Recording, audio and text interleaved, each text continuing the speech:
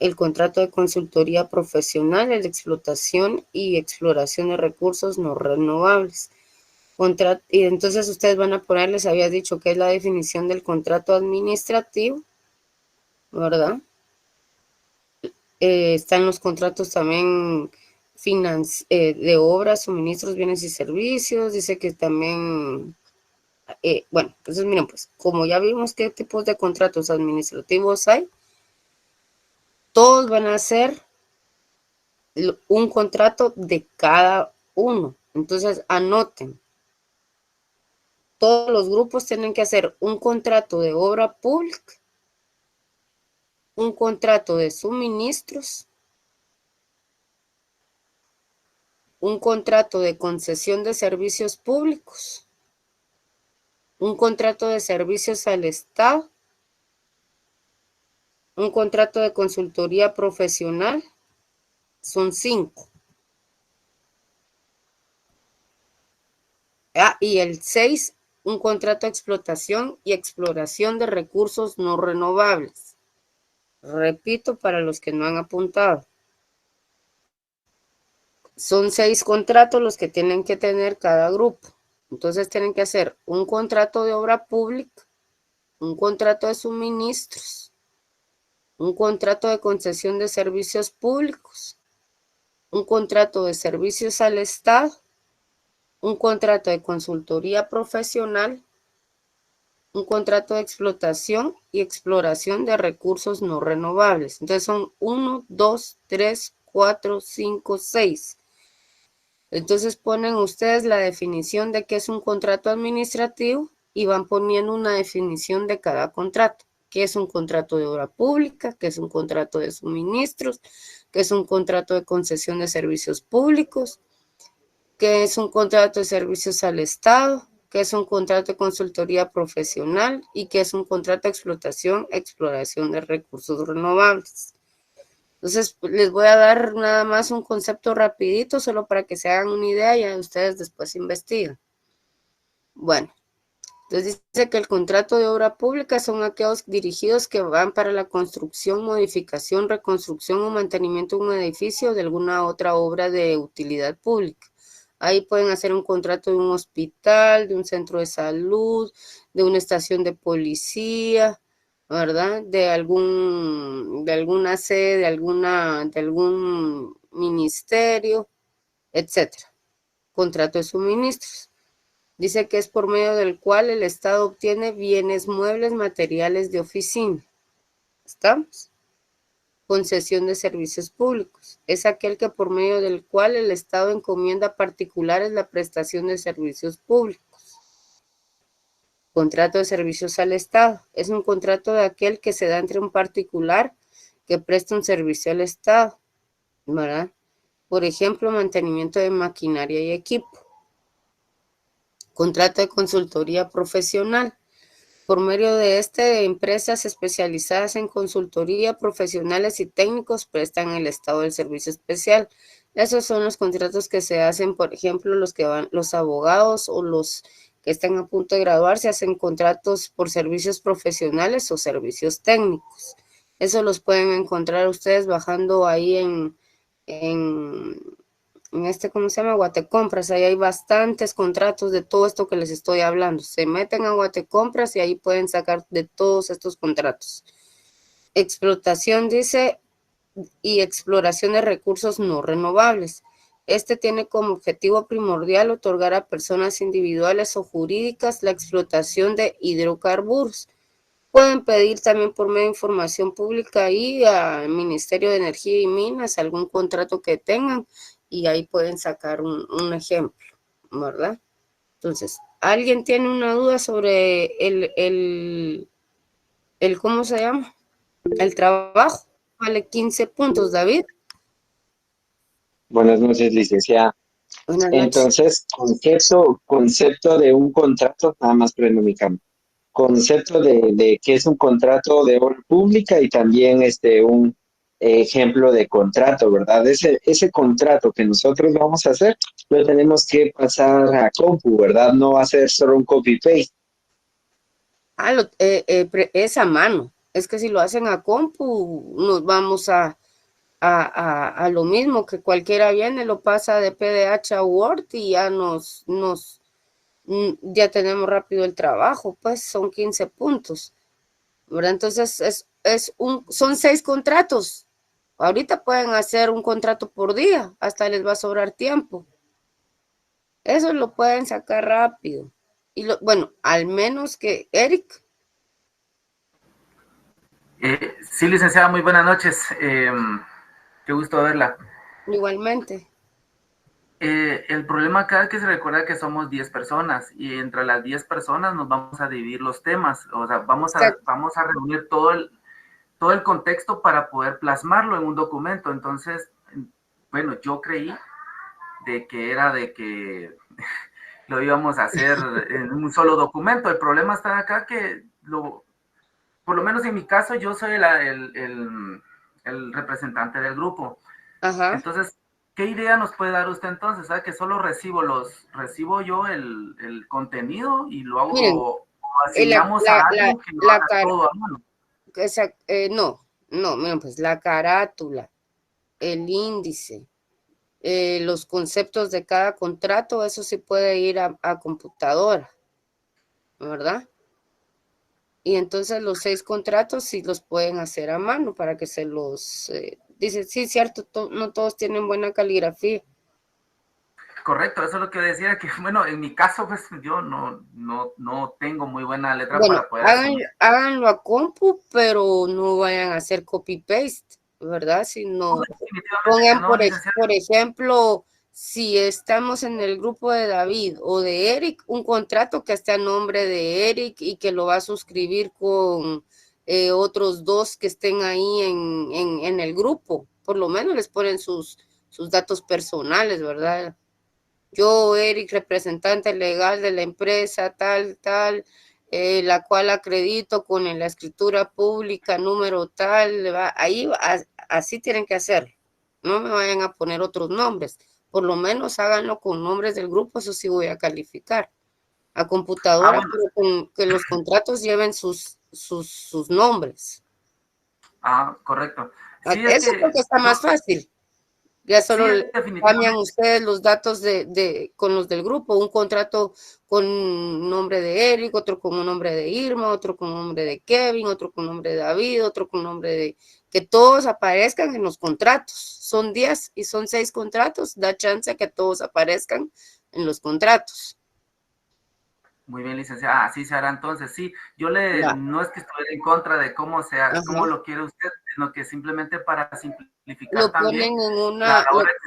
lo ponen engargolado, ¿verdad? Para que quede bonito. Muy bien, muy bien, Engargolado y licenciada. lo ponen ya si quieren ustedes hacerlo a color la carátula o a blanco y negro, eso queda a discreción de ustedes, pero sí tiene que ir, permítanme un segundito, permítanme un segundito.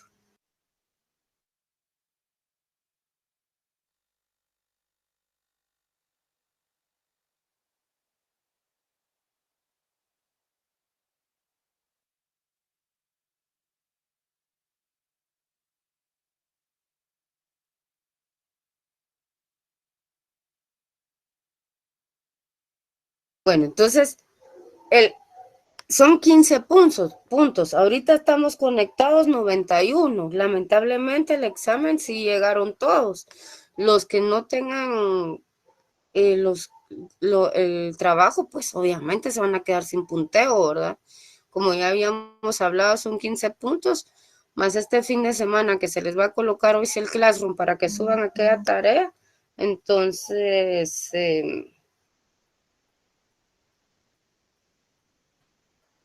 permítanme.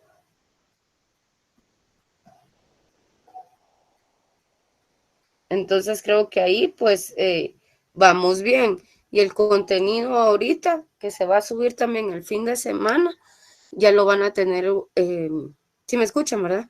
Ya lo van a tener ustedes para que ya solo lo estudien. Ahorita está fácil el contenido porque es poco, ¿verdad? Es la desconcentración, la centralización y todo lo que hemos visto, el económico coactivo, el contencioso administrativo, ¿verdad? Entonces es poco.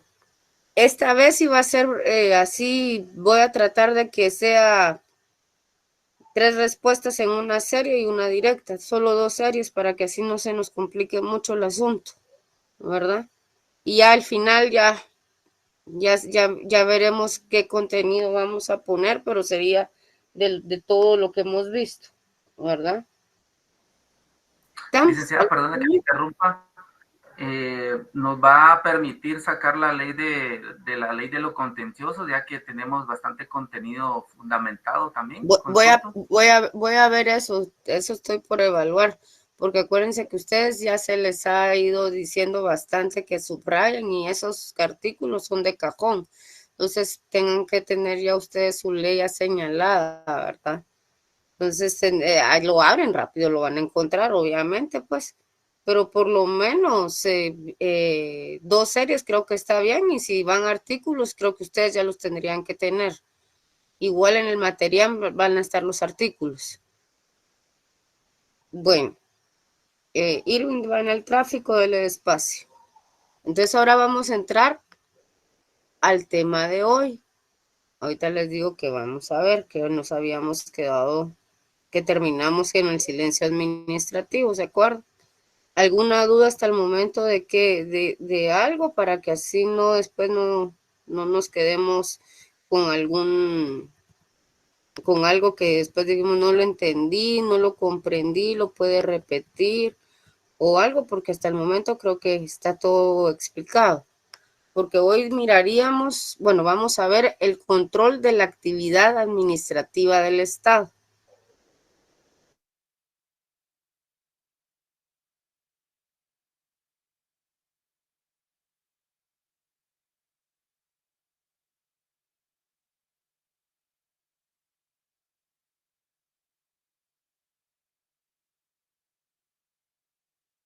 Sobre los actos de los funcionarios públicos a través de la invitación, citación o interpelación de los ministros de Estado. Ahorita están interpelando a un ministro, ¿se acuerdan? ¿Han visto las noticias? ¿Alguien que sepa a qué ministro están interpelando? Al ministro de Gobernación. Muy bien. Por Sandra Jovier. Sí, muy bien. Muy bien.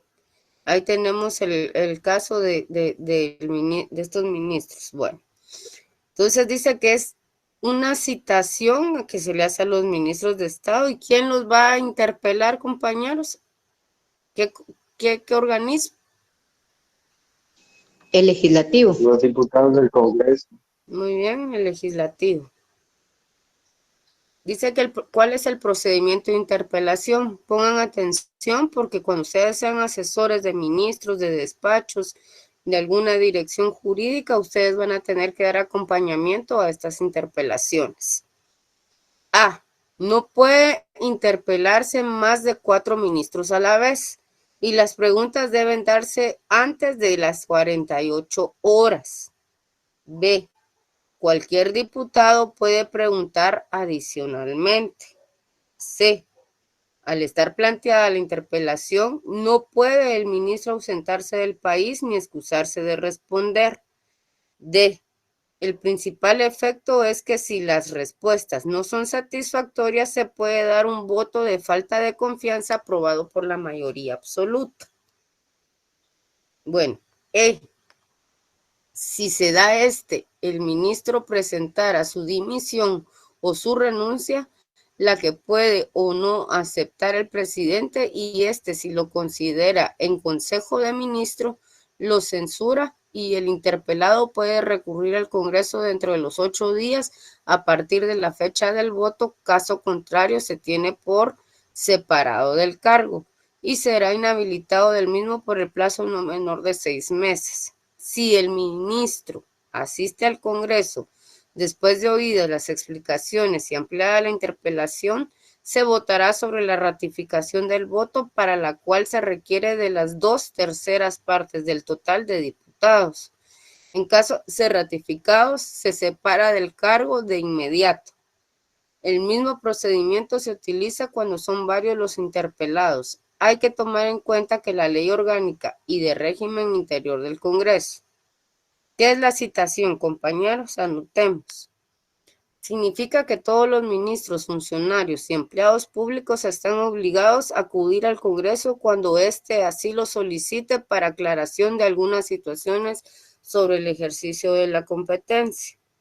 Yo creo que hubo un caso ahí con el departamento donde trabajo de tránsito, me acuerdo yo hace poco, que que yo dije, bueno, es ahí donde los asesores, nosotros, los abogados, debemos de prestar bien nuestros servicios.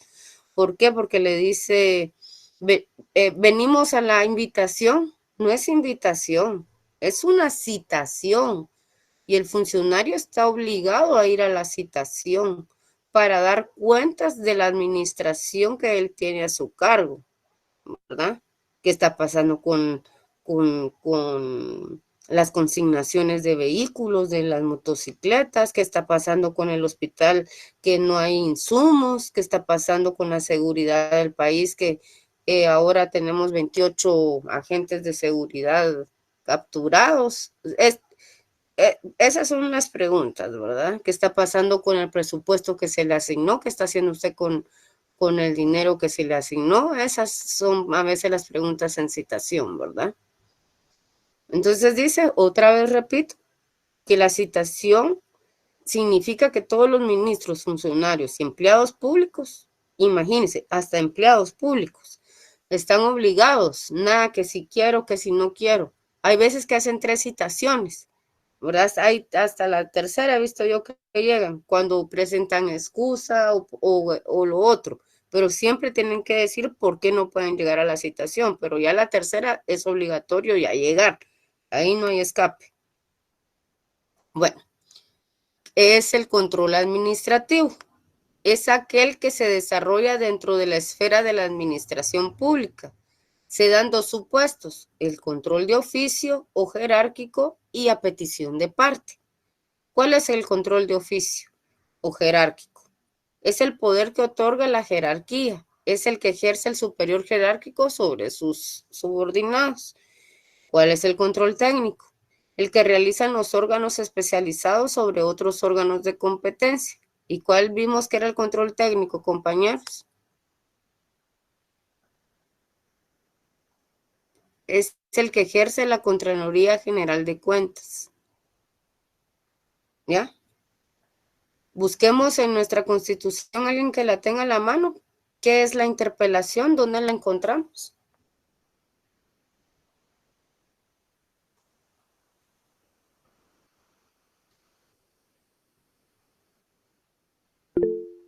David. Artículo 166 de la Constitución Política. Los ministros de Estado tienen la obligación de presentarse al Congreso a fin de contestar las interpelaciones que se les formulen por uno o más diputados. Se exceptúan aquellas que se refieren a asuntos diplomáticos u operaciones militares pendientes. Las preguntas básicas deben comunicarse al ministro o ministros interpelados con 48 horas de anticipación. Ni el Congreso en pleno ni autoridad alguna podrá limitar a los diputados al Congreso el derecho de interpelar, calificar las preguntas o restringirlas. Cualquier diputado puede hacer las preguntas adicionales que estime pertinentes relacionadas con el asunto o asuntos que motive la interpelación, y de esta podrá derivarse el planteamiento de un voto de falta de confianza que deberá ser solicitado por 4 diputados, por lo menos, y tramitado sin demora, en la misma sesión o en una de las 2 inmediatas siguientes. Gracias, David. Ya vieron qué importante es entonces tener de amigos a los políticos, ¿verdad? Porque cualquiera puede venir a interpelar a los ministros de Estado, ¿verdad? Yo me acuerdo que cuando estuve de asesor en el Ministerio de Salud, había un diputado que citaba todos los días al ministro. Ya no trabajaba aquel, ya solo trabajaba para el diputado. ¿Qué hizo usted con tal cosa? ¿Qué pasó con no sé qué? que fíjese que me enteré de no sé qué. Todo era citaciones. Y así pasó también, creo que este año con el ministro, con la ministra que estaba en comunicación, ¿verdad? A cada rato estaba ahí dando explicaciones del trabajo hasta que se fue, ¿verdad? Pero así pasa. Entonces hay que llegar bien conocidos de la ley para poder auxiliar a las personas que nos contratan, ¿verdad? En este caso, los ministros, porque nosotros vamos a ser, primero Dios, asesores de ellos. Bueno, entonces ya dijimos que habían varios controles. Está el control administrativo, el oficio jerárquico, el control técnico, que es el que da la Contraloría General de Cuentas. Está el control a petición de parte o directo. Dice que es el que los particulares o administrativos ejercen sobre los actos de la administración. Se refleja este control en los recursos administrativos o medios de impugnación, que fueron los que acabamos de ver en la clase antepasada y pasada. ¿Cuáles son las impugnaciones o recursos administrativos? Dice que son un medio de control directo o una facultad que la ley otorga a los particulares para oponerse a las resoluciones o actos de los órganos administrativos. La naturaleza, repito, de los recursos administrativos. Se trata de una decisión administrativa y no jurisdiccional. Sigue siendo una resolución a un acto administrativo. Bueno, vamos a ver cuál es el sistema de control de justicia delegada y retenida.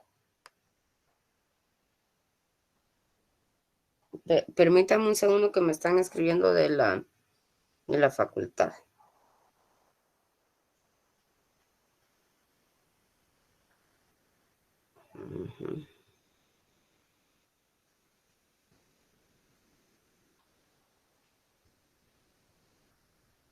Bueno, continuemos. El sistema de control de justicia delegada y retenida. En justicia delegada dice que se desarrolla en la época de la Revolución Francesa, en donde se otorga al Consejo de Estado, en virtud de la ley, la facultad de administrar justicia en forma independiente y a nombre del pueblo. ¿Qué es la justicia retenida? Aquí existe un tribunal especial que es el contencioso administrativo, adscrito al organismo judicial, con atribuciones para conocer en caso que contienda por actos o resoluciones de la administración pública. Características de los medios de impugnación. Elementos. Bueno, dice que una resolución administrativa que lesione intereses. Un órgano administrativo ante quien se plantee el recurso. Plazo en el que se debe de interponer. Requisitos formales que deben contener el memorial. Un procedimiento para una tramitación y resolución. Obligación de resolver revocando, modificando o confirmando la resolución impugnada. Definición del recurso administrativo. Medio de impugnación. Vamos a ver la definición de medio de impugnación. Es el medio legal que dispone el particular afectado a sus intereses por un acto administrativo para obtener en los términos legales de la autoridad administrativa una revisión del propio acto a fin de que dicha autoridad lo modifique, revoque o anule, en caso de comprobarse su ilegalidad. Son todos aquellos recursos que los particulares tienen para oponerse a las resoluciones de la administración pública. Bueno, ya platicamos un poquito de eso, ¿verdad? En la clase pasada, pero me llamó la atención que alguien hizo una solicitud de una licencia. El señor tiene 81 años. Entonces llega el nieto y dice, mire, yo quiero que le nieguen la solicitud a mi abuelito porque él ya está muy grande, ya no puede manejar. Y yo digo, pero ¿qué hacer en ese caso, verdad? Ahí hay otro punto de tesis, el que lo quiera apuntar, ¿verdad? ¿Qué se hace en Guatemala con las personas que ya tienen la tercera edad y todavía tienen licencia de conducir? Porque él quiere seguir conduciendo, pues, y si puede ver y tiene la pericia, ¿verdad? Por más que su familia ya no lo quiera dejar conducir, él quiere su licencia, ¿verdad? Entonces, ahí va otro punto de tesis. No le podemos negar la solicitud, hay que hacer un dictamen, hay que ver qué dijo el oftalmólogo, si él está apto o no para esa solicitud. Bueno, permítanme un segundo que...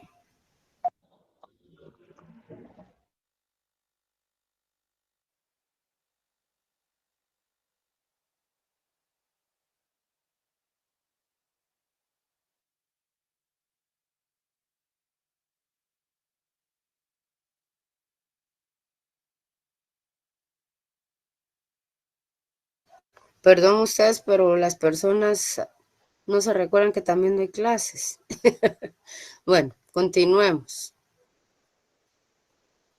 Entonces ya vimos que los medios de impugnación pues, son los recursos, ¿verdad? Los que ya habíamos estudiado.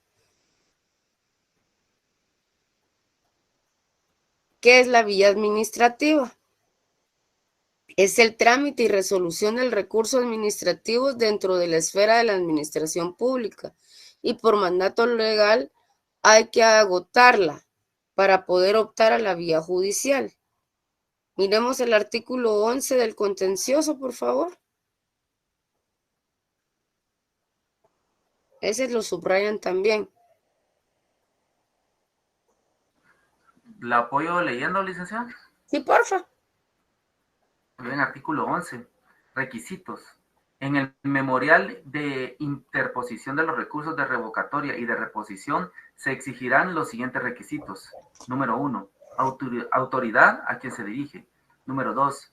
Nombre de recurrente y lugar en donde recibirá notificaciones. Número 3. Identificación, me imagino que iba a ser ahí, precisa de la resolución que impugna y fecha de notificación de la misma. Número 4, exposición de los motivos por los cuales se recurre. Número 5, sentido de la resolución que según el recurrente deba emitirse en situación de la impugnada. Número 6, lugar, fecha y firma del recurrente o representante. Si no sabe o no puede firmar, imprimirá la huella digital de su dedo pulgar derecho u otro que especificará. Gracias, Eric. Subrayen ese, artículo 11. Ese va a empezar, ahí van a empezar ustedes su contencioso, ¿verdad? Con ese memorial. Ya que después de la resolución que ya no les resolvieron en la administración pública, ahí van a empezar ustedes con ese memorial. Con un requisito que falte ahí, ¿verdad? Entonces no puede ser aceptado. Miremos el artículo 19 de la Ley de Amparo.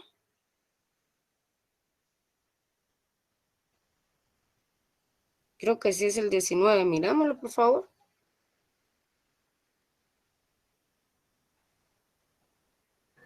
Dice conclusión de recursos ordinarios de la interposición. Muy bien. ¿Se lo leo? Sí, por favor. Capítulo 3, interposición, artículo 19, conclusión de recursos ordinarios.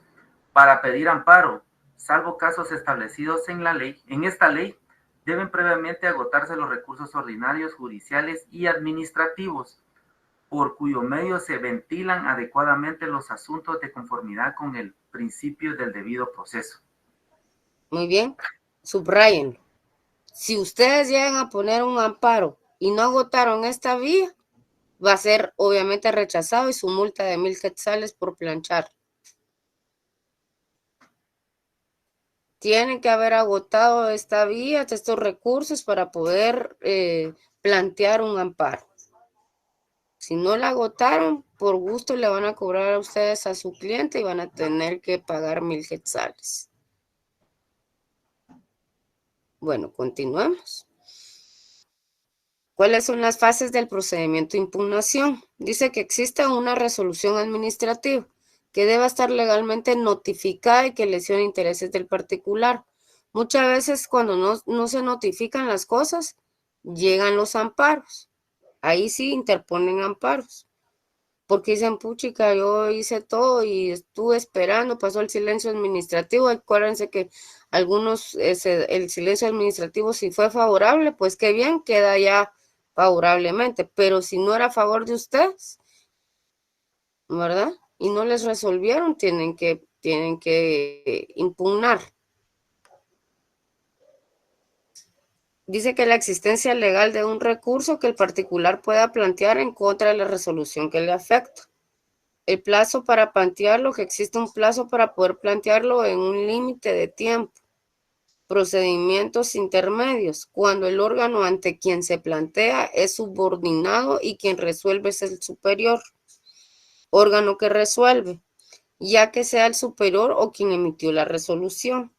El plazo para resolver el recurso varía dependiendo del recurso, pero generalmente es de 30 días. Audiencias y dictámenes, cuando para resolver es necesario un dictamen, ya sea obligatorio o facultativo. Y ahí se acuerdan que ya estudiamos las clases de dictámenes y cuáles son los que tenemos en Guatemala. Leamos el artículo, creo que 3 del contencioso. ¿Qué dice el 3 del contencioso? Forma. Uh-huh. Las resoluciones administrativas serán emitidas por autoridad competente con cita de las normas legales o reglamentarias en que se fundamenta. Es prohibido tomar como resolución los dictámenes que haya emitido un órgano de asesoría técnica o legal. Las resoluciones serán notificadas a los interesados personalmente, citándolos para el efecto, o por correo que certifique la recepción de la célula de notificación. Para continuar el trámite deberá constar fehacientemente que él o los interesados fueron debidamente notificados con referencia expresa del lugar, forma, día y hora. Subrayen bien eso, por favor. Es importante. ¿Por qué?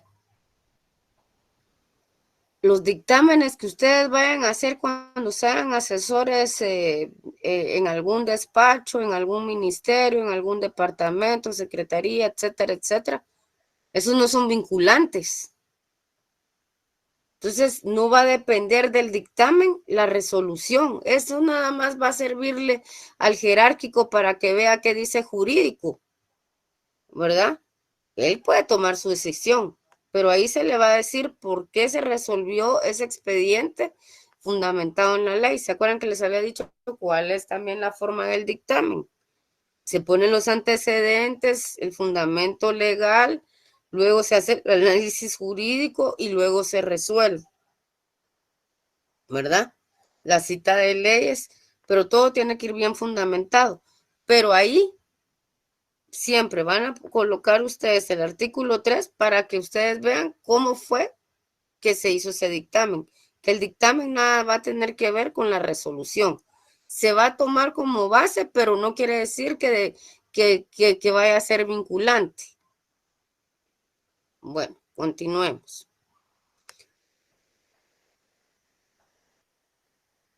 La falta de resolución, cuando se cae en silencio administrativo, que ya lo vimos, y se recurre al amparo, se espera que se resuelva. Conclusión de los recursos. Cuando se resuelve desfavorablemente, significa que la resolución fue confirmada. Y esto implica que la resolución causa estado. Es decir, que se agotó la vía administrativa. ¿Cuándo se causa estado? Cuando se agotó la vía administrativa y por eso se acude a la vía judicial. ¿Qué es la vía judicial? Cuando la resolución administrativa causa estado, el particular debe acudir a la vía judicial a través del proceso de lo contencioso administrativo. A los tribunales, por ejemplo, de trabajo cuando se trata de prestaciones y en la vía económica coactiva cuando se trate de actos propios de la administración pública. No sé si alguien ha demandado por prestaciones. Nadie. Es nuestro derecho. Yo se lo decía a todas las personas, dicen, ay, no, es que dicen que demandar, después a uno ya no lo contratan en otro ministerio. ¿Por qué? No somos abogados, pues, ¿para qué estudiamos? Ni modo que nosotros nos van a hacer una... Alan dice que sí demandó en lo económico a coactivo. Alan, ¿será que usted nos puede explicar cómo fue su proceso?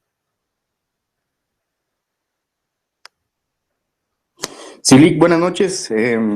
Yo trabajaba para una empresa que tenía bastante IVA crédito fiscal acumulado. Y pues la Superintendencia de Administración Tributaria siempre dio dilaciones a los procesos de devolución de este IVA. Nosotros le vendíamos mucho a entidades estatales. Entonces estas entidades estatales nos extendían extensiones de IVA. Y pues nosotros ingresábamos los expedientes, pero usted siempre ponía trabas para el proceso y violaba tanto los tiempos regulados en la ley del IVA como los tiempos regulados en el proceso contencioso administrativo. Entonces sí fue necesario interponer amparo ante una sala para que obligara a la SAT a que realizara los acreditamientos necesarios. Muy bien, gracias Alan. Ya vieron, ahí hay un ejemplo, ¿verdad? Entonces ya vieron que se puede hacer como lo hizo Alan y también cuando se da en los tribunales de trabajo, ¿verdad? En las prestaciones, ¿verdad? Porque ¿qué es lo que se acuerdan cuándo fue que les dije yo que se iba a llevar a cabo un proceso en contra del Estado en materia de esta administrativa? Cuando hay dinero que el Estado le debe al particular o el particular al Estado, ¿verdad? ¿Estamos claros en eso? Sí, Leida. Bueno, entonces ya van a ver que después, cuando uno va a pedir sus prestaciones de ley, ¿cuáles son? El bono 14, vacaciones, aguinaldo, si hicieron horas extras, ¿verdad? Si había algunos bonos especiales que habían en el pacto de trabajo donde ustedes trabajaban, etcétera, ¿verdad? Pero eso es por ley, que se los tienen que dar. A pesar de que a veces uno firma contratos por servicios profesionales, a veces ahí hay una simulación de trabajo, pero es que la mayoría demandan y ganan, ¿verdad?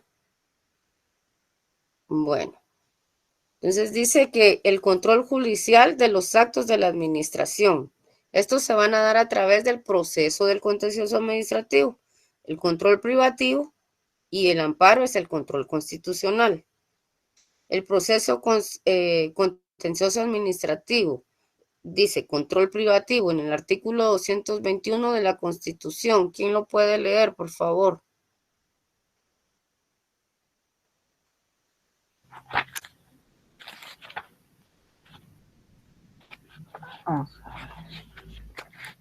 ¿Priscila?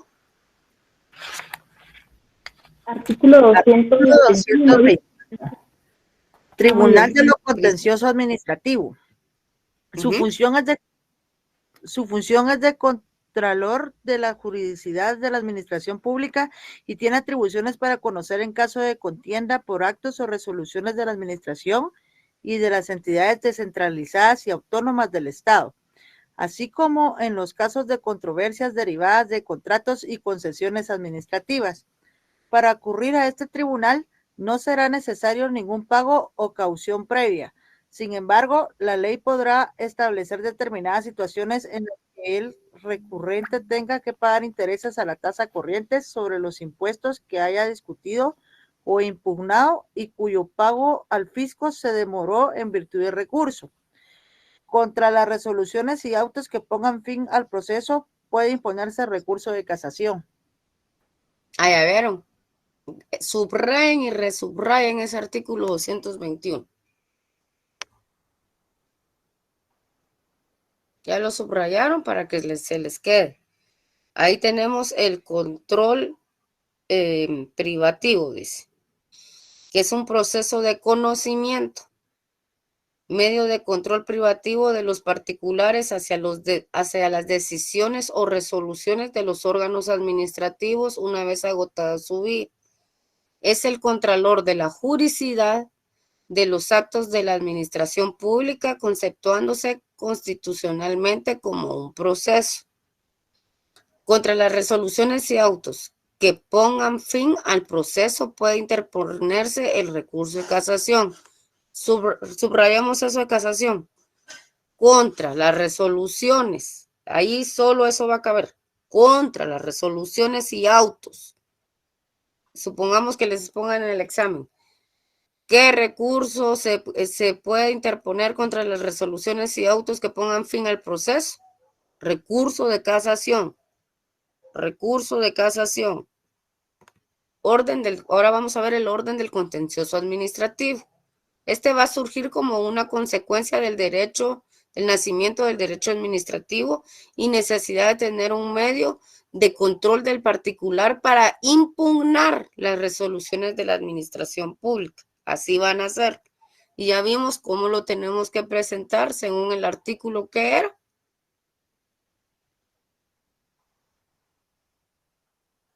¿Qué artículos hemos leído ahorita? Artículo 11. Muy bien. Así vamos a dar inicio a nuestro contencioso administrativo.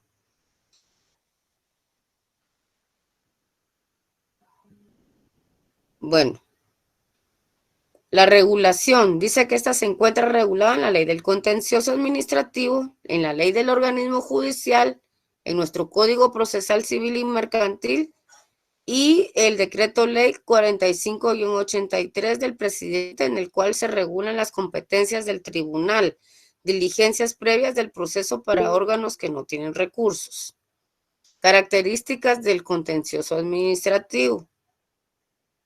Dice que no se trata de un recurso, sino de un proceso de conocimiento. Apunten bien, por favor. El contencioso administrativo es un proceso de conocimiento. Que es un proceso, dice que es un proceso que se conoce y se resuelve. Permítanme un segundo. Estoy en clase, te llamo después. Perdón. Dice que es un proceso que se conoce y resuelve dentro de un órgano jurisdiccional. ¿Y cuál va a ser ese órgano jurisdiccional, compañeros? ¿Dónde sería el órgano jurisdiccional donde vamos a tener el proceso de conocimiento, el proceso del contencioso administrativo? ¿Cuál sería el órgano? El Tribunal de lo Contencioso. Muy bien, Kevin. Anótenlo bien. Repito. Es un proceso que se conoce y se va a resolver dentro de un órgano jurisdiccional y va a ser el Tribunal de lo Contencioso. Su competencia está dirigida a conocer las controversias que se den entre los quienes particulares y los órganos de la administración pública. Lo conoce un tribunal colegiado. ¿Por qué es colegiado, compañeros?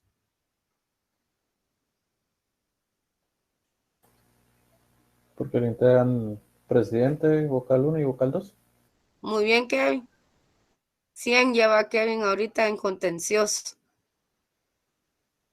Bueno, lo conoce un tribunal colegiado integrado por 3 magistrados titulares y 3 magistrados suplentes que primero Dios el día martes van a estar nuestros diputados votando por ellos. ¿Va? Hoy se designó lo que habíamos estudiado, magistrados para la Corte Suprema de Justicia. Y después, yo creo que ahorita Heidi ya pasó ahorita que para que se puedan anotar, por favor. Les voy a dar un momento para que se empiecen a anotar en la asistencia. Que quede anotado, Heidi, que tenemos ahorita en clase 107 estudiantes. Anótense para poder seguir y así ustedes no perder la atención.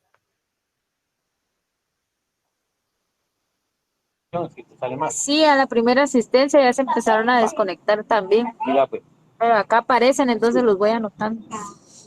Sí, gracias, Heidi. Son 107 los que tenemos ahorita.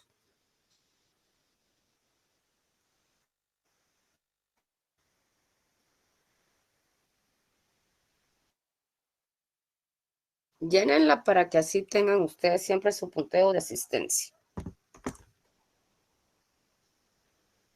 Kevin, ¿usted trabaja en algún tribunal o ya había estudiado un poquito? No, Lida, lo que pasa es que ayer lo vimos en procesal penal, entonces lo tengo fresco. Ah, ya vieron que todo se va entrelazando.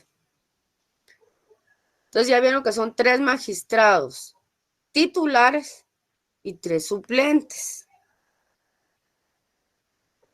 Algunos tribunales tienen un magistrado que se llama de apoyo, ¿verdad?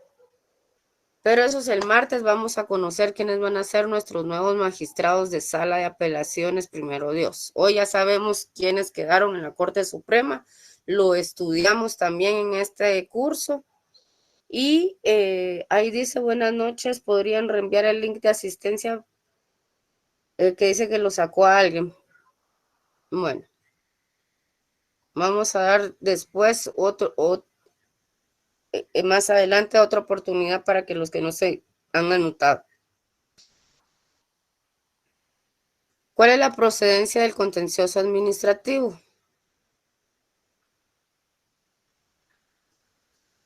Ya lo dijimos, contra la resolución de un recurso administrativo con el cual se agotó la vía administrativa. Porque se da el silencio administrativo. ¿Quién lee el artículo 8, por favor, del contencioso administrativo?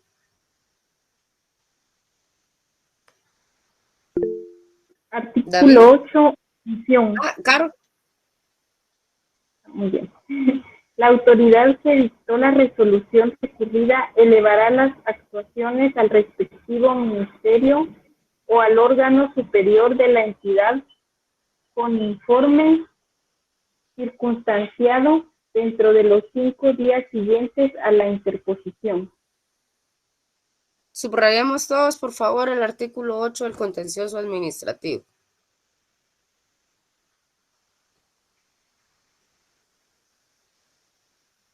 ¿Quién tiene el Código Tributario, artículo 157?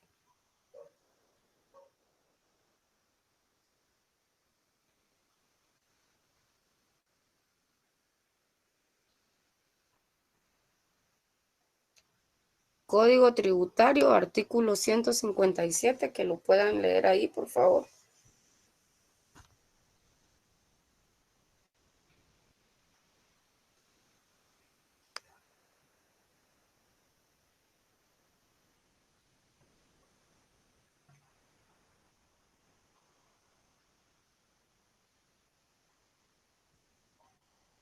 ¿Alguien que tenga ahí?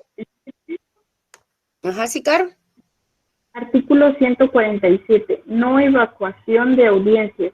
Si el contribuyente o el responsable no evacuare la audiencia, se dictará la resolución correspondiente que determine el tributo, intereses, recargos y multas. Al estar firme en la resolución, se procederá a exigir el pago. Es 157, compañera. Ajá, el 157. Silencio administrativo. Le damos el 157. Transcurrido el plazo de 30 días hábiles contados a partir de la fecha en que las actuaciones se encuentren en estado de resolver, sin que se dicte la resolución que corresponde, se tendrá por agotada la instancia administrativa y por resuelto desfavorablemente el recurso de revocatoria o de reposición. En su caso, para el solo efecto de que el interesado pueda interponer el recurso de lo contencioso administrativo, es adoptativo para el interesado, en este caso, interponer el recurso de lo contencioso administrativo. En consecuencia, podrá esperar a que se dicte la resolución que corresponda y luego interponer dicho recurso. Subrayamos el 157 entonces del el Código Tributario, por favor. Dice, al darse se tiene por resuelto desfavorablemente. Ahí subrayan la palabra desfavorablemente, para el solo efecto de plantear el proceso. Ya con esto ustedes ya pueden plantear el proceso del contencioso administrativo, que dijimos que es uno de conocimiento. Cuando se revoque una resolución consentida por las partes y también para la interpretación de contratos administrativos. Bueno, ¿qué es el amparo en materia administrativa? Vámonos al artículo 265 de la Constitución, por favor. Alguien que no haya leído para dar oportunidad a los demás. Carol, tal vez. Ahí está alguien. Selvin. Buenas noches, licenciada. Buenas noches. 257 dijo, ¿verdad? No, 265. 265. Procedencia del amparo. Se instituye el amparo con el fin de proteger a las personas contra las amenazas de violaciones a sus derechos o para restaurar el imperio de los mismos. Cuando la violación hubiere ocurrido, no hay ámbito que no sea susceptible de amparo y procederá siempre que los actos, resoluciones, disposiciones o leyes de autoridad lleven implícitos una amenaza, restricción o violación a los derechos de la Constitución y las leyes garantizan. Entonces subrayemos todos, por favor, la Constitución, el artículo 265. Alguien que tenga su ley de amparo, el artículo 8, por favor.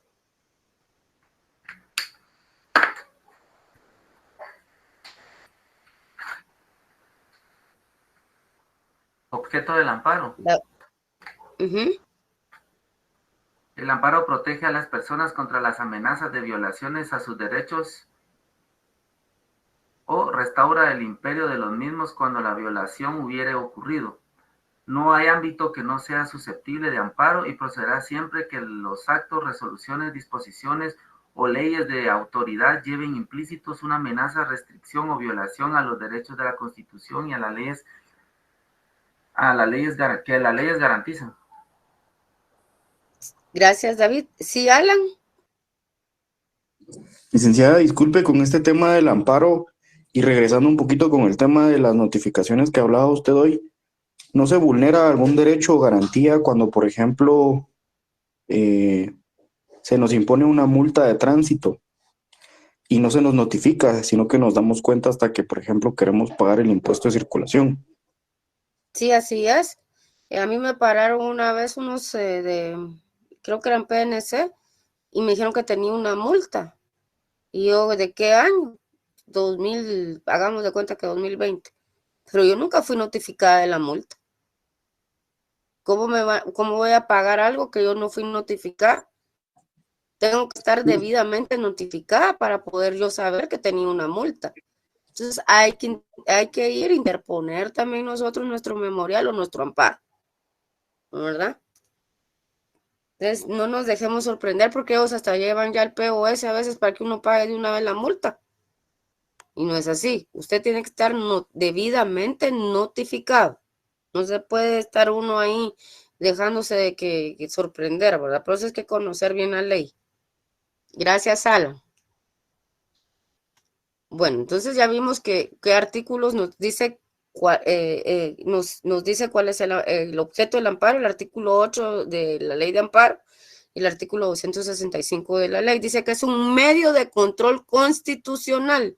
Nunca vayan a decir que es un recurso, por favor. Es un medio de control constitucional que el particular utiliza para lograr que se restaure el procedimiento solicitado. ¿Cuál es la procedencia del amparo? Vamos a ver el artículo 10. ¿Quién lo tiene en la mano, por favor, de la ley de amparo?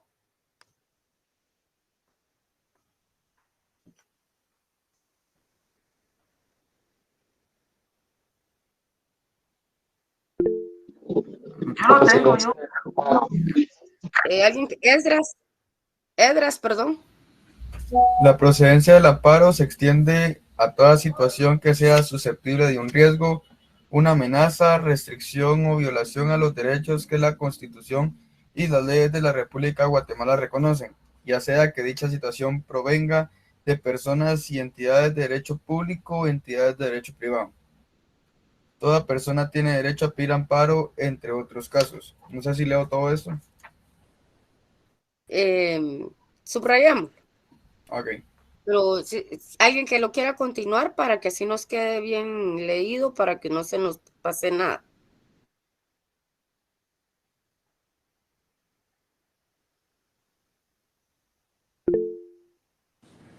Daimi. Buenas tardes, licenciada y compañeros. Buenas tardes, Daimi.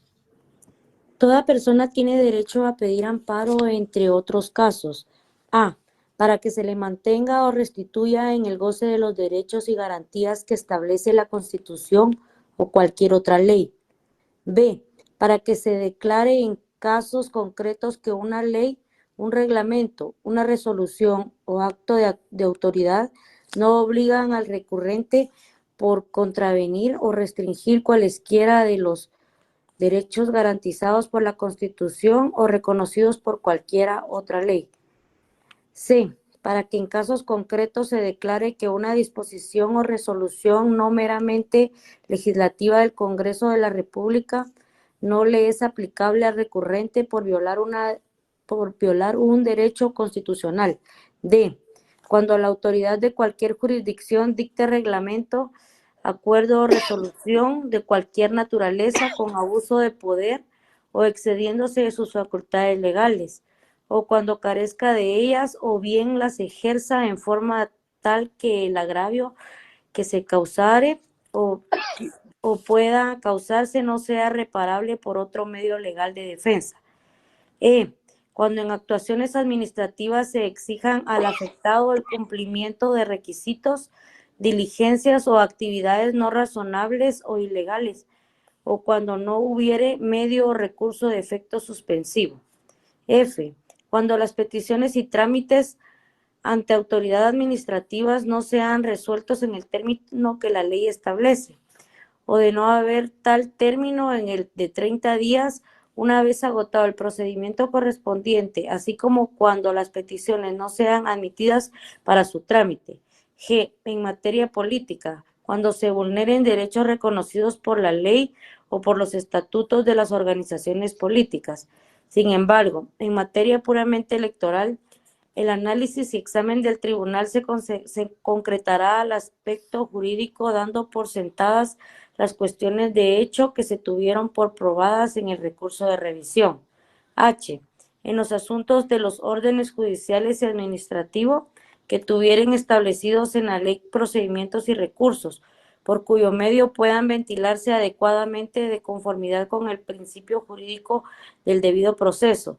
Si después de haber hecho uso el interesado de los recursos establecidos por la ley subsiste la amenaza, restricción o violación a los derechos que la Constitución y las leyes garantizan. Lo determinado en los incisos... perdón. Sigue, sí, perdón. Lo determinado en los incisos anteriores no excluye cualesquiera otros casos que, no estando comprendidos en esta enumeración, sean susceptibles de amparo de conformidad con lo establecido por los artículos 265 de la Constitución y 8 de esta ley. Sí, ese era el otro que íbamos a leer después, 265 de la Constitución. Ya vieron, si ustedes hacen una solicitud a la administración pública, pasan los 30 días del derecho de petición y no les resuelven, ¿qué se puede hacer? Un amparo. ¿Verdad? Interponemos un amparo, planteamos un amparo. Miremos qué dice el 265 de la Constitución, por favor. Alguien que no haya participado. Aura. Procedencia del amparo. Se instituye el amparo con el fin de proteger a las personas contra las amenazas de violaciones a sus derechos o para restaurar el imperio de los mismos. Cuando la violación hubiere ocurrido, no hay ámbito que no sea susceptible de amparo y procederá siempre que los actos, resoluciones, disposiciones o leyes de autoridad lleven implícitos una amenaza, restricción o violación a los derechos que la Constitución y las leyes garantizan. Gracias, Aura. Ya vieron lo importante que es el amparo, ¿verdad? Entonces, también creo que podemos subrayar ahí el artículo 19 de la ley de amparo. Miremos qué dice el artículo 19.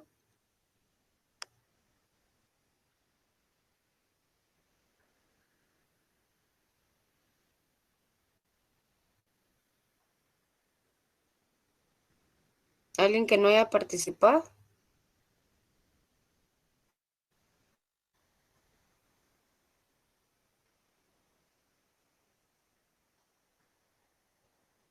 María José.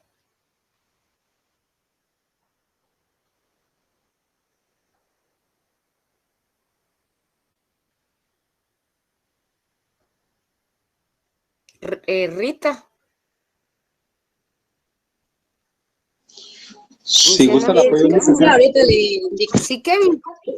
Artículo 19. Conclusión de recursos ordinarios.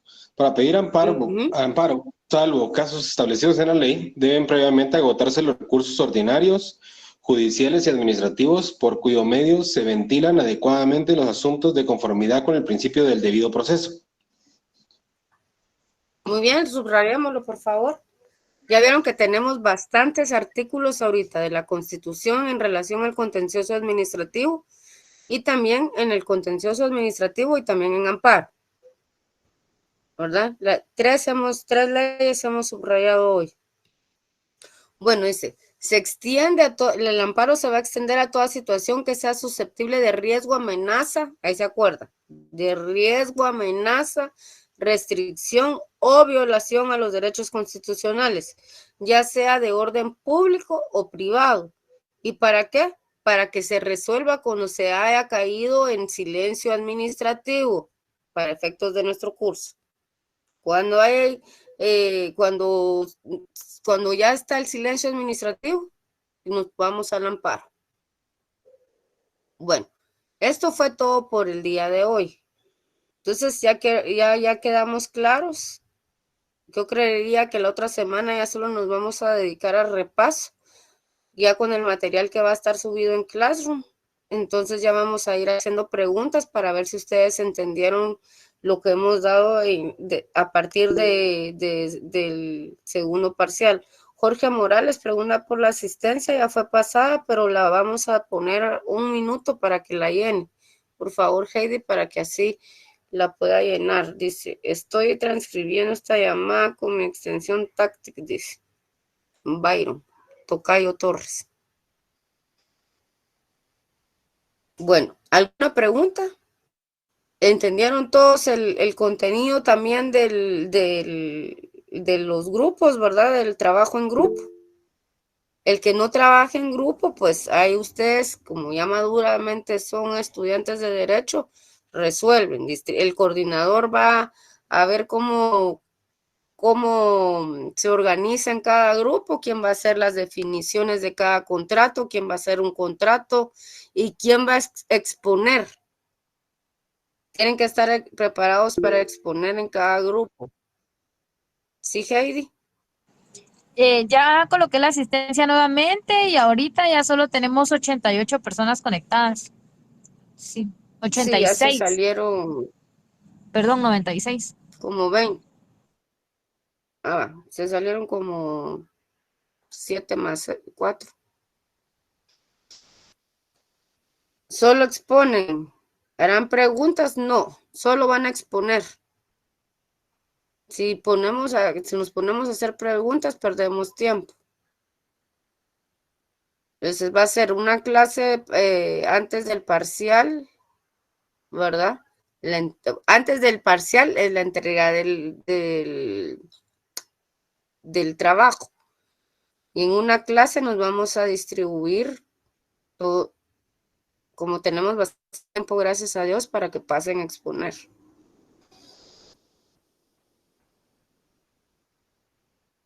Esas instrucciones se van a dar por WhatsApp por medio de Heidi, que yo le voy a indicar. ¿Alguna duda, alguna pregunta? Si no, esto sería hasta el día de hoy. Espero que se enchamarren bien, que no vayan a estar teniendo tos porque ya nos está afectando el frío. Walter. Gracias, licenciada. ¿Hay que exponer todos o no es necesario que pasen todos a exponer del grupo? Eso lo tienen que dejar a discreción el coordinador. Por ejemplo, si somos 10, los grupos son de 10, ¿verdad? Entonces son 6 contratos. Un contrato fulano, mengano, sultano y perenceno. Otro va a hacer la definición todo y el que tenga mejor capacidad para exponer, expone. El que tenga la voluntad, de verdad, para exponer. Gracias, licenciado. Es bueno que expongan para que se vayan acostumbrando ustedes a la oralidad. Y queda definido que es a computadora, ¿verdad, licenciada? Sí, pero tienen que ir en cada contrato los nombres de ustedes. Ah, por lo menos de 1 o 2 en cada contrato. Exacto.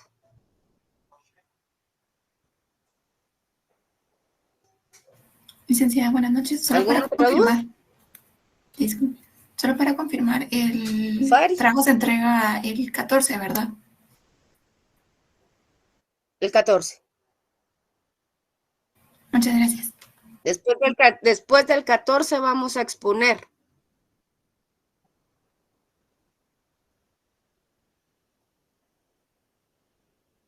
Y el trabajo escrito, licenciada, es solo uno por grupo, ¿verdad? Para tener claro. Ah, sí. Si no, me lleno de 180 trabajos.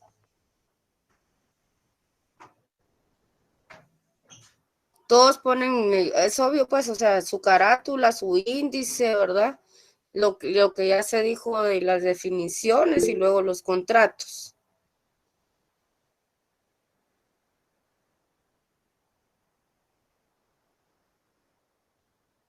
Ponen sus firmas en los contratos. Por lo menos eso sí, porque va a ser a compo, pero usted tiene que firmar esos contratos.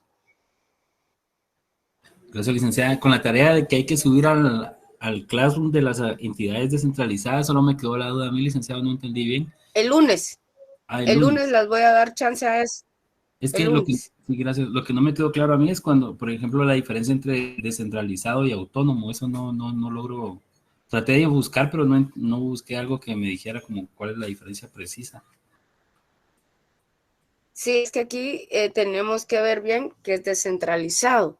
¿Se acuerdan que la centralización es todo lo que va a tener el gobierno? Descentralizado es que, por ejemplo, si un ministerio tiene, por ejemplo, va a descentralizar en otras unidades ejecutoras. Por ejemplo, el Ministerio de Salud está centralizado en el ministerio, el despacho, ¿verdad? Otra unidad ejecutora van a ser los hospitales, ¿verdad? Y así, ¿verdad? Pero para reforzar eso, lo van a tener en el material para que les quede más claro. Ya ese no lo van a subir a Classroom también, o en el WhatsApp lo van a... También. No, todo esto va a ser en Classroom. En Guatemala tenemos varias instituciones que son descentralizadas, autónomas, habían desconcentradas, creo que también habían otras ahí, ¿verdad? Entonces, esa va a ser para el lunes. El lunes va a estar abierto para que lo hagan en 24 horas.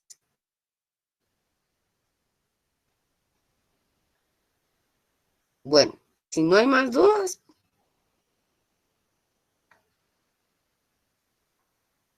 ¿No? Bueno.